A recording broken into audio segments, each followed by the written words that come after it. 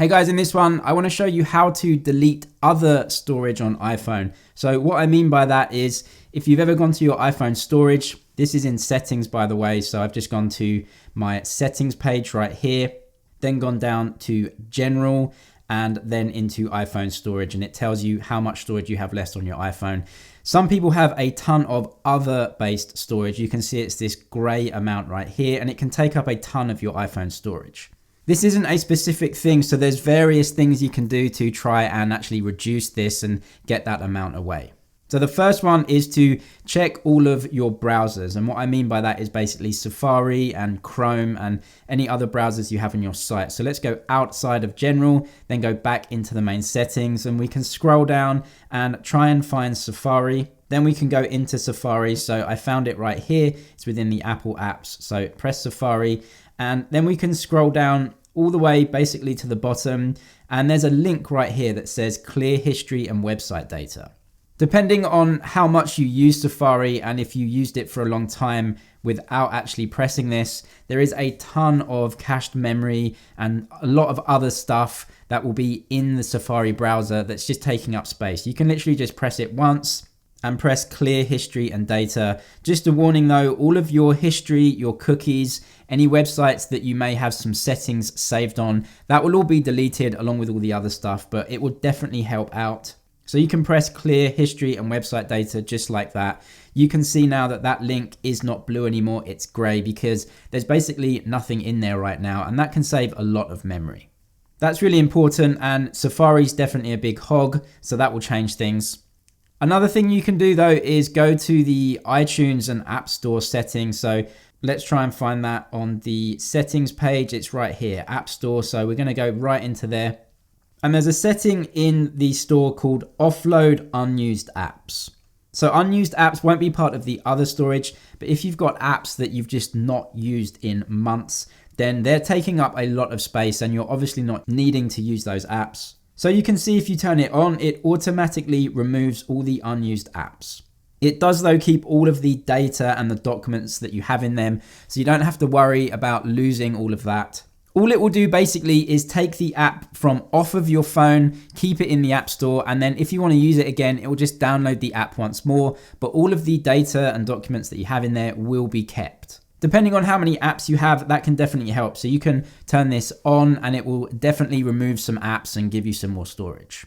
Then if we come out back into the settings pages, another really important thing to do is to make sure that your actual version of iOS is up to date. So you can come into general, click on software update, and it's going to check for any updates. This is really important because a lot of bug fixes are in there, but also Apple tries to reduce the amount of system that it will take up on your phone. So usually every time you update, things will get changed and you will usually get some memory back. Not all the time for sure, but I'm certainly in need of an update. I can download and install that, and it's going to take a while, but it should actually reduce memory. Another important setting is if we come out of general and come out of settings is actually to go to your images. So wherever your photos app is, if you click on this one and then go through to albums, swipe all the way down and go to recently deleted. And this is really important. When you delete videos and photos from your iPhone, they go into recently deleted for 30 days. And depending on how much is in there, it can take up a ton of space. I've actually run out of space a few times before because I record a lot of screen records and do videos. If you've deleted these and you really don't want them, they can pile up because there's 30 days worth here. So you can go to recently deleted, go up to the top, click select. Then down in the bottom left, there'll be an option for delete all. So I'm going to press delete all, delete 24 items for me. That is going to really delete all of those that were taking up a ton of space because they're still on your phone. So that's a great way to claw back a lot of memory. Next, we can actually go into specific apps. So let's go back to the settings page. We're just going to come out of this. I'm not going to upload it right now. Then we're going to come down to map applications, something like that. So a lot of these apps that you can see on my phone, they're going to have a lot of data stored in there, especially something that has to take your location a lot. So maybe Luckin Coffee, for example.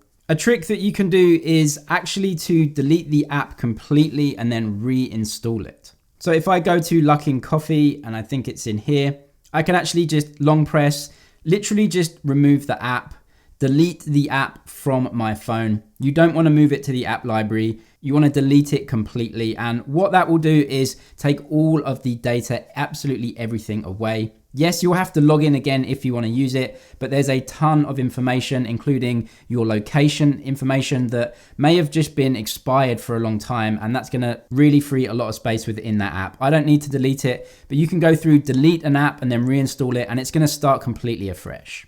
Lastly, we can go to the settings page as well, and then go to our general settings. So I'm just going to scroll up and find that. So I'm going to click on general. There's two things you can do right now. The first is to go to iPhone storage once more, and you can basically see all the apps that have a lot of memory being used on your system. You can then choose if you want to keep these, maybe offload them. So if I choose iMovie, for example, you can see I can offload the app, or as I said, you can delete the app altogether and reinstall it. And definitely the amount of data and the size of the app is going to be reduced. You can do that for all the apps that take up a lot of space. WeChat, for example, you can offload that app or delete it. But also, if I come back into general settings, then scroll all the way down, you can see this option here, reset. If you press that, you can basically go and erase all your content and all your settings from the phone. You can reset all settings or erase all content and settings. A big warning here that if you do that, all of the settings that you have on your phone will be basically started afresh. So you're going to have to log into everything. You won't have any of your accounts, any of your data, all of that stuff that is saved that does take up space but makes your life easier won't be there, but it's certainly going to reduce how much storage on your phone is taken up.